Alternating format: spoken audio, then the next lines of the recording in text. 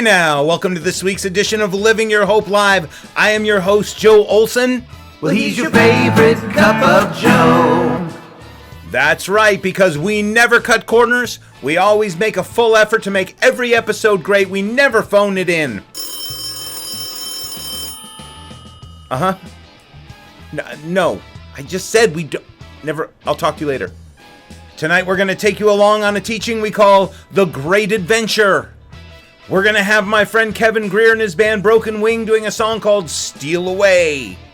And tonight we get to have a brand new episode of Spotlight on Entertainment with I Cheatham. Frank, is I here yet? He's in the... All right, we'll cut over to the newsroom. Let's check in on him. KROS News. Yes, this is I Cheatham. Oh, you have a news story for Spotlight on Entertainment. Oh, you know a contortionist from the Philippines? Oh, yes, that would make him a manila folder. Yeah, well, give me the information. I'll write it down. I can't wait to see that. That gives me some serious questions.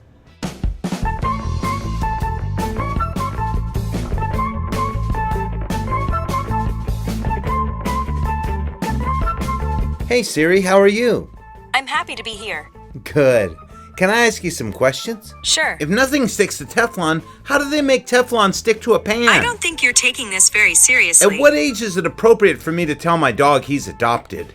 Interesting question. Why is there an expiration date on sour cream? Wait a second. I use a stepladder. Does that mean I never knew my real ladder? I don't know who you are. If the black box flight recorder is never damaged in a plane crash, why don't they just make the whole plane out of that stuff? I don't have an answer for that. If most accidents happen within 5 miles of home, why doesn't everyone just move 5 miles away? Is there something else I can help with? I have a dog to provide me with unconditional love, but I also have a cat to remind me I don't deserve it. I'm sorry. Siri, tell me a joke. Why is Cinderella so bad at soccer? Why? She keeps running away from the ball. Stupid Cinderella. That was funny. Thank you? How about another one? Okay. What do you call a dog that does magic? What? A labracadabrador. Labracadabrador.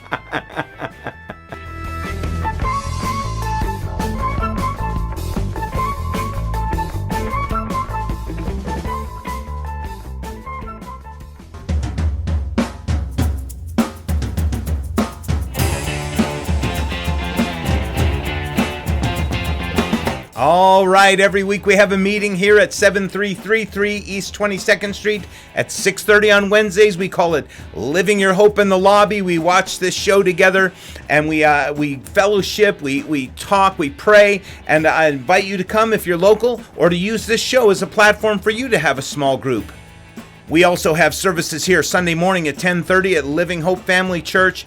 Great church. Would love to see you and your family. Come and check us out. Did someone say commitment? Don't you think it's about time you commit yourself to something in a serious way? Go ahead and subscribe and like tonight.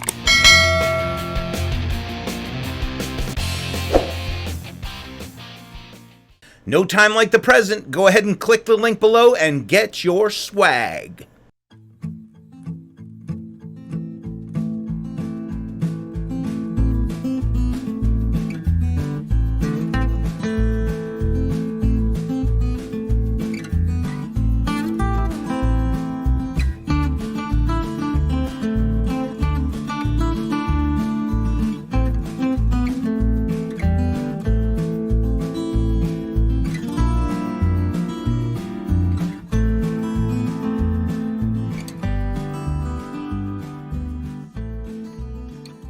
Here it is, ladies and gentlemen. You don't see this anywhere else. I Cheatham and Spotlight on Entertainment. It's a Living Your Hope Live exclusive.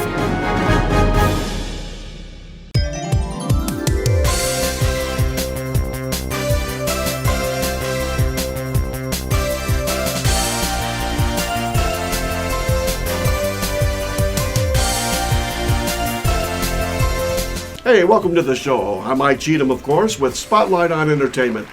Get your family together, call your friends. This is going to be the most incredible segment you've ever seen in your life. Because the biggest surprise that's ever happened to me today. Earlier today, I got a call, and I got to tell you about it. But it's the most amazing thing that you never know the scope of your popularity, of your fame. So I'm in 300 countries and 200 languages people dubbed in. You know, when you go to Europe and you're in Spain and you're watching It's a Wonderful Life and Mr. Potter's going, oye, mi George, you're going to the carcel. You know, it's dubbed in like that. So that's what they do. So I didn't know the scope of my fame. So what happened, we had a guest today, but we sent him home. We don't need to have him. This is groundbreaking. This is unbelievable. Madame Tussauds Wax Museum in London has the I, Cheatham wax figure. Can you believe that?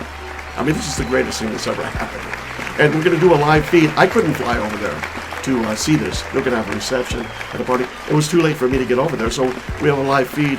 Frank's got, he's going to bring it up here. So we, ladies and gentlemen, if we can, are we about ready, Frank? We about ready to go? A live feed, we're going to have the unveiling of the I, Cheatham wax figure at Madame Tussauds. I'm with celebrities, kings, princes, you know, the Beatles. This is the greatest. I can't wait to see this. Go ahead. You ready? Okay, let's go.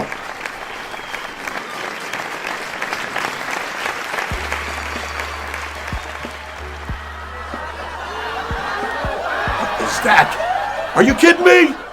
What is that? What happened? Frank, explain it. The AC went out on the delivery truck, and now it's kaput at the museum, too.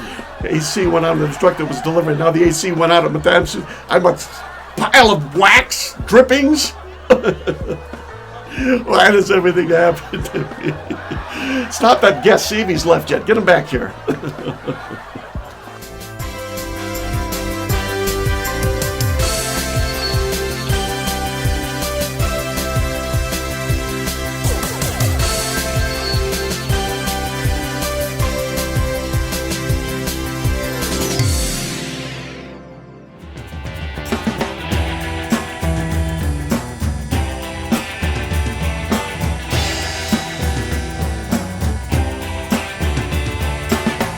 You know why? The older I get, the more I feel a little melted.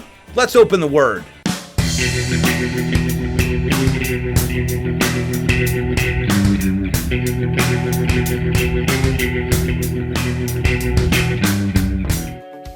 In 1982, Larry Walters, a 33-year-old man, decided he wanted to see his neighborhood from a new perspective. He went down to the local Army surplus store one morning and bought 45 used weather balloons. That afternoon, he strapped himself into a lawn chair, to which several of his friends tied the now helium-filled balloons. He took along a 6-pack of beer, a peanut butter and jelly sandwich, and a BB gun, figuring he could shoot the balloons one at a time when he was ready to land. Walters, who assumed the balloons would lift him about 100 feet in the air, was caught off guard when the chair soared to more than 16,000 feet into the sky, smack into the middle of the air traffic pattern at Los Angeles International Airport. Too frightened to shoot any of the balloons, he stayed airborne for more than 2 hours, forcing the airport to shut down its runways for much of the afternoon, causing long delays in flights from across the country. Soon after he was safely grounded and cited by the police, reporters asked him 3 questions. Were you scared? Yes. Would you do it again? No. Why did you do it? Because, he said, you can't just sit there. One of the most common regrets expressed by people who are nearing the end of their life is, I wish I had risked more. Now, while risk for the sake of just risk is often foolishness, when there's a worthy goal, when there's a worthy cause, risk is the element that makes life an adventure rather than just a stretch of tedious years. Tonight, let's talk about the great adventure. Joshua chapter 1, verses 1 through 9. After the death of Moses, the servant of the Lord, it came to pass that the Lord spoke to Joshua the son of Nun, Moses' assistant, saying, Moses, my servant, is dead. Now therefore arise, go over this Jordan, you and all this people, to the land which I am giving to them, the children of Israel. Every place that the sole of your foot will tread upon I have given you, as I said to Moses. From the wilderness in this Lebanon, as far as the great river, the river Euphrates, all the land of the Hittites, and to the great sea towards the going down of the sun shall be your territory. No man shall be able to stand before you all the days of your life. As I was with Moses, so I will be with you. I will not leave you nor forsake you. Be strong and of good courage, for to this people you shall divide as an inheritance the land which I swore to their fathers to give them. Only be strong and very courageous, that you may observe to do according to all the law which Moses my servant commanded you. Do not turn from it to the right hand or to the left, that you may prosper wherever you go. This book of the law shall not depart from your mouth, but you shall meditate in it day and night, that you may observe to do according to all that is written in it. For then you will make your way prosperous, and then you shall have good success. Have I not commanded you? Be strong and of good courage. Do not be afraid, nor be dismayed, for the Lord your God is with you wherever you go. Let's begin tonight by talking about the anatomy of an adventure.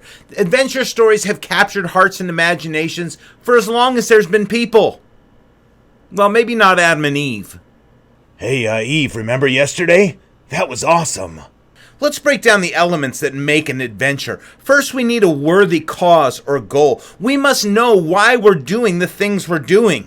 There has to be a ring, Frodo. To go through all that an adventure entails, there must be a cause worthy of living and even dying for. There's also the element of risk. Any true adventure is going to require us to risk something. It was John Gardner who said, one of the reasons why mature people stop growing and learning is that they become less and less willing to risk failure. There is no adventure and more of the same.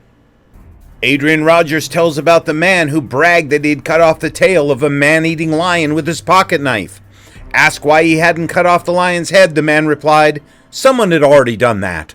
Another element of adventure is adversity. Now, adversity is a reality that most of us do our best to avoid, but somebody said a calm sea does not produce a skilled sailor. Sometimes just getting out of bed in the morning involves some adversity, and so does any great adventure.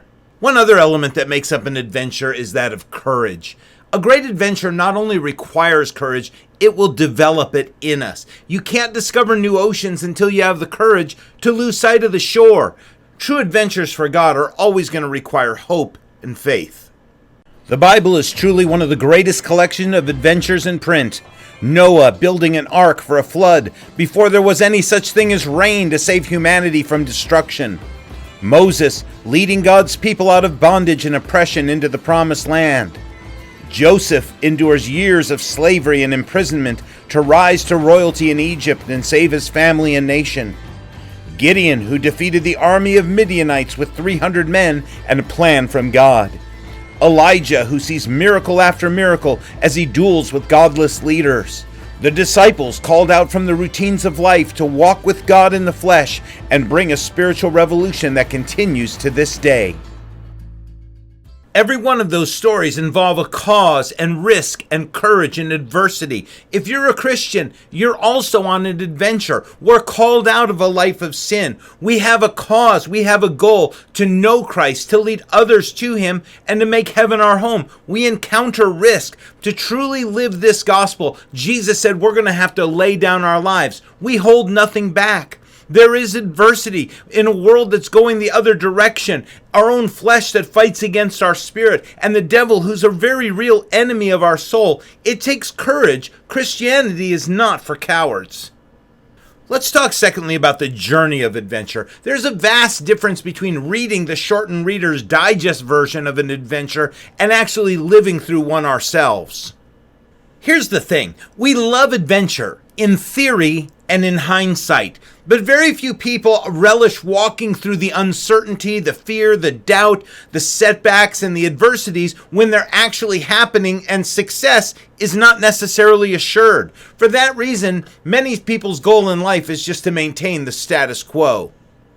You can live on bland food so as to avoid an ulcer. Drink no tea or coffee or other stimulants in the name of health. Go to bed early and stay away from the nightlife. Avoid all controversial subjects so as never to give offense. Mind your own business and avoid involvement in other people's problems. Spend money only on necessities and save all you can. You can still break your neck in the bathtub, and it will serve you right. The living of an adventure is far different from just reading one. Living an adventure is filled with very real people that we probably wouldn't have included in the story. It's filled with feelings and doubts and fears and hopes that are not so easy to struggle with. It rarely happens in 1 hour minus commercial breaks.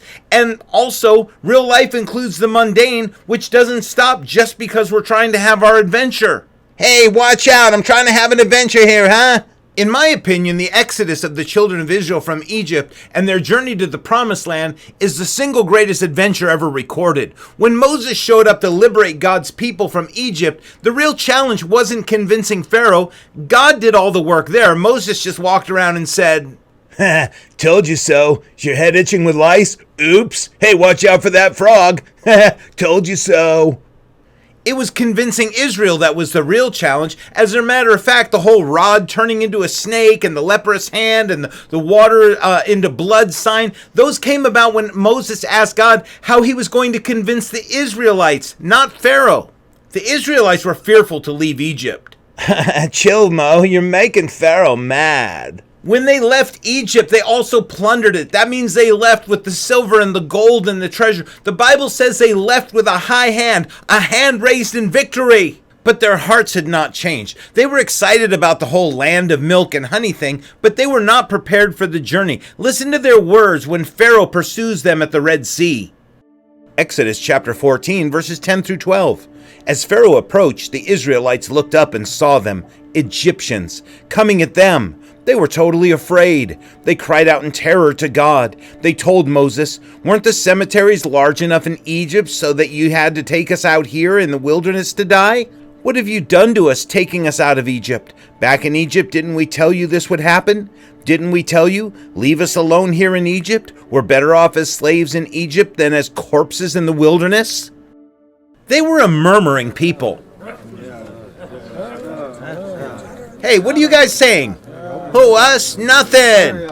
Murmuring could be defined as the junior, quieter stage of complaining. They constantly saw their adventure through the eyes of fear and doubt rather than of faith. A friend of mine once said the children of Israel couldn't go into the Promised Land because they could not see themselves differently.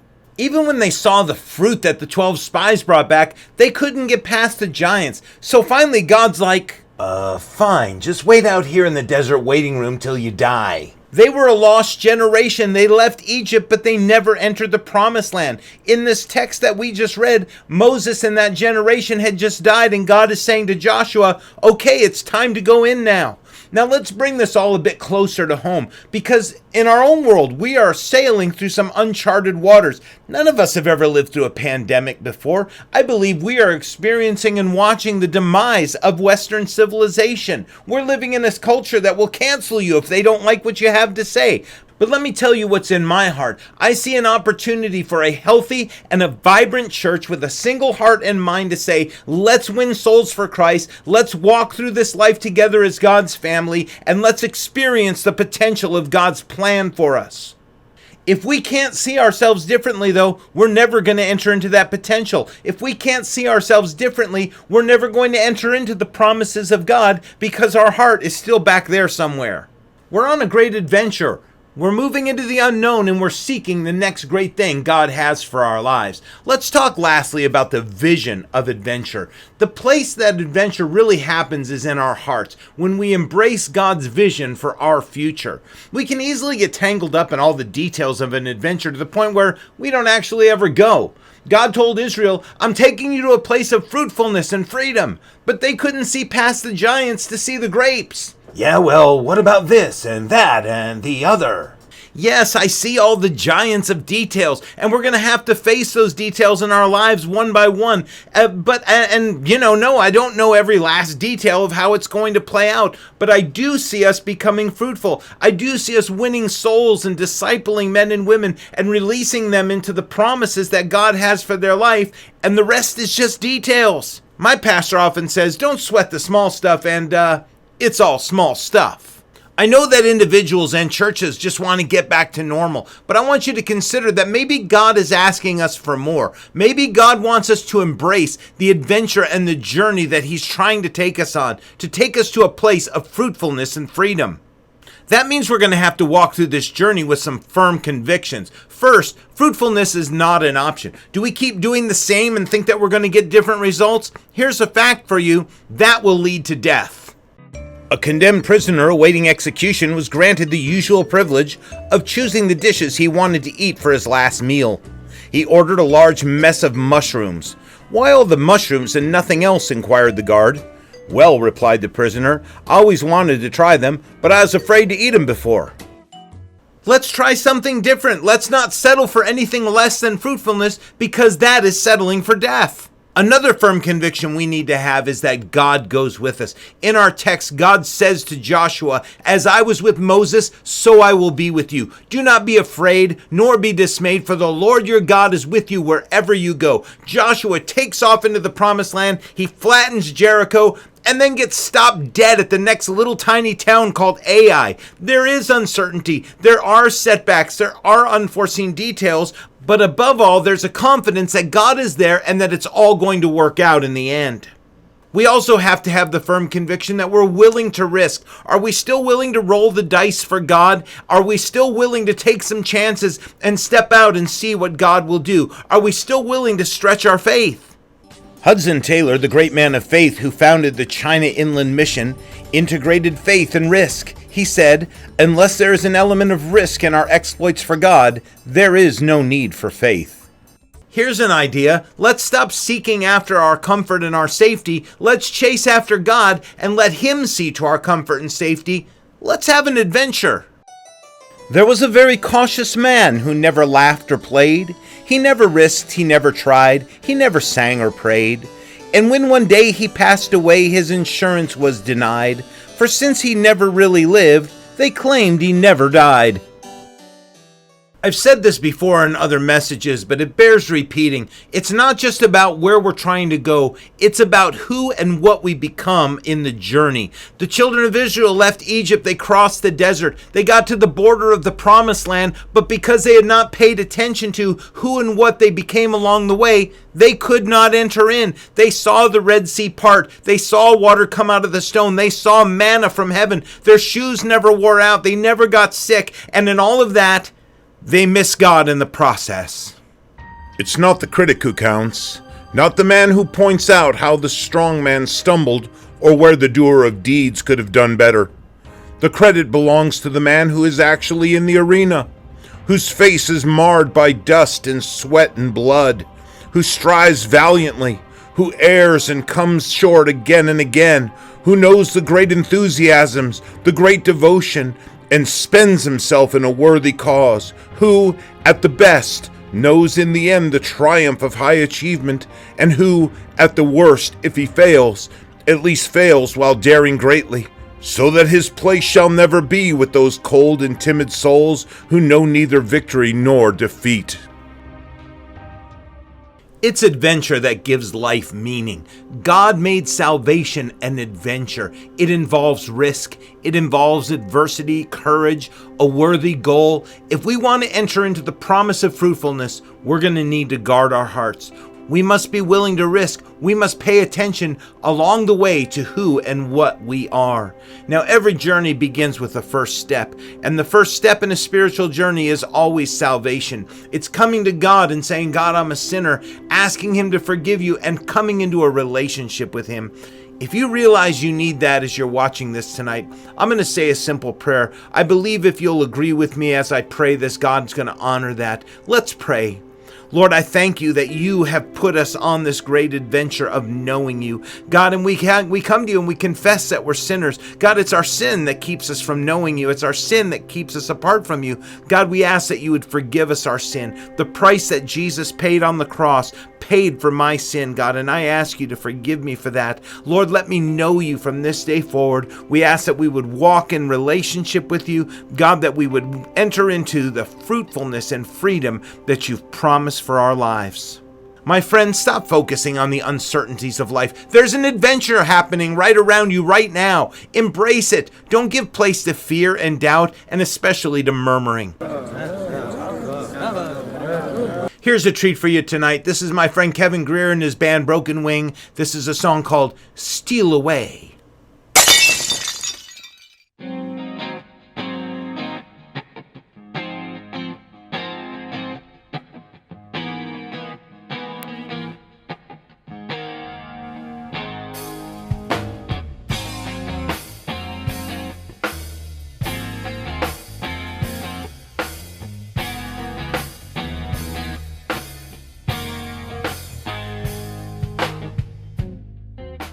love far away. I hear you calling me. Oh, come steal away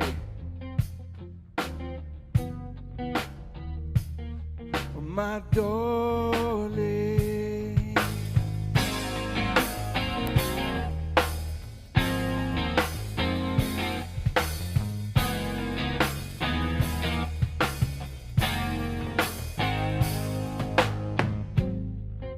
Well, how my heart longs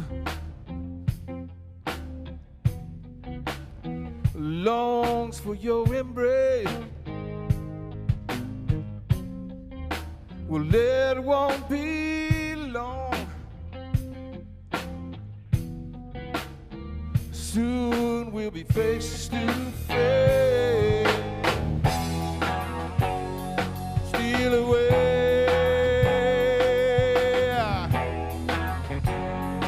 my beloved, steal away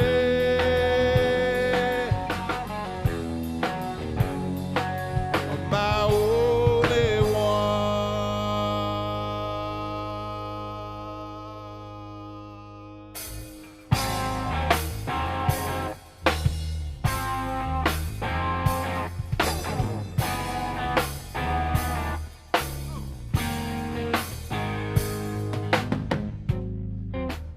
eyes have never seen, and no ear has ever heard. The heart can't even dream. All has been prepared. Steal away my beloved, steal away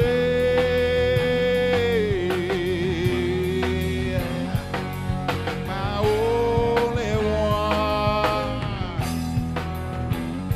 steal away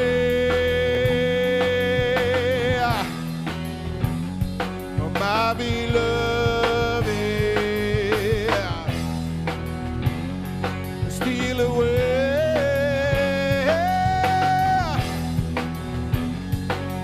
my only one. Then there will be no more tears. I will erase all your fears tonight. Come take my hand, precious one. We'll walk in the cool of the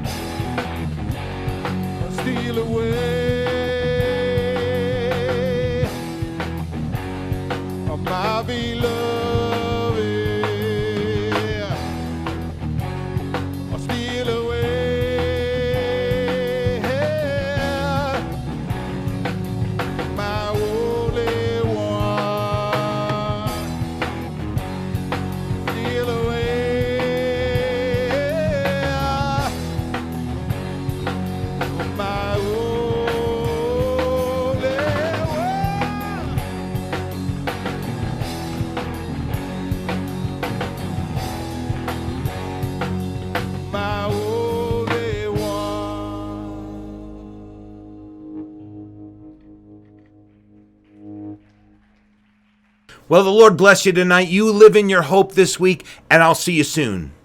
Yeah, I know what you mean. I wondered that too. I mean, if Dracula cannot see his reflection in the mirror, why is his hair always neatly combed?